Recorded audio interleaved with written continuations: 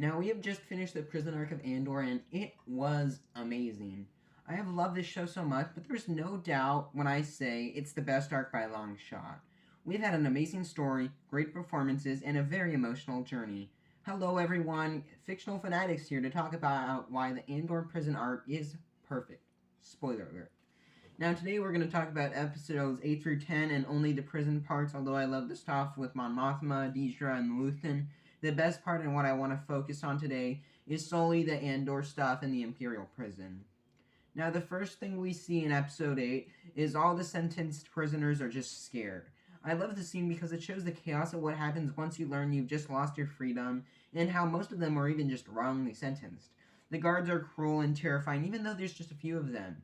It sets up this main theme, I guess you could say, of the arc, where the oppressors use fear because if they don't, they can be easily overthrown. And as he arrives on Arcana 5, it's sad to see how many of the prisoners there are in these planets. There are so many prisons.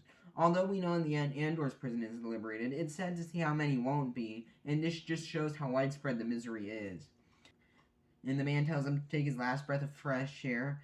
It was depressing because, as we find out later, the plan was for them to stay here for the rest of their lives, so it was true. I love when the officer walks up in these bulky boots with his arrogance in this system they've created to act kind and gentle and then just to fry them for the sole reason of intimidation. It's not like anyone was doing anything wrong, and it once again shows the cruelty of the Empire, where they disciplined all these people who are already falsely accused just to taunt them. And it makes it all the more interesting when they take Cassian to his floor, where we find out that they are severely undermanned and quite scared. So when Andor is taken onto his floor, we get a great introduction to Kino Loy. He tells Cassian that they are in the room 52D and explains this meaning and shows how many people there are. If you do quick calculations and assume that, like everything else, 7 tables, 7 rooms, 7, you'd think that there'd be 7 floors. So if you just assume that, there are 2,401 people in just one prison. That many prisoners in one prison, and there are at least 5 that we see. And without even a minute in this prison, he is ushered to work. The prison has a system of competitions between everyone. In each room, groups must compete because the least productive table gets tortured, while the most productive gets food with flavor. It shows how hopeless the situation in this prison is. And that's why, in my opinion, that 8th episode is the best of the whole show. It does such a good job showing how this prison is designed to break you, and as the episode goes along, it just gets more depressing.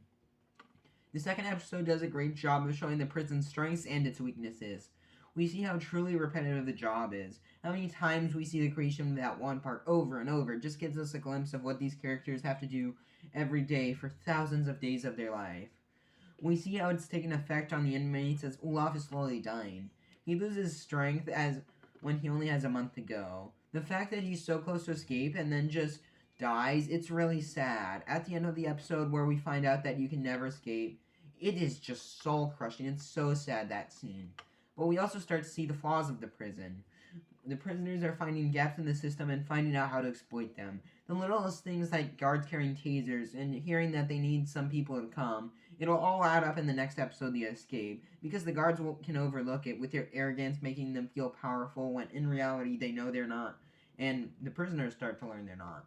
We see them, instead of having a disdain for each other, we see a brotherhood growing out of this shared experience. Kino loves his men, but also wants to be free, which adds up in the end of the episode, where he finds out that when he can never leave, and in response to the question of how many guards there are, which is asked throughout the episode, now he responds, never more than 12.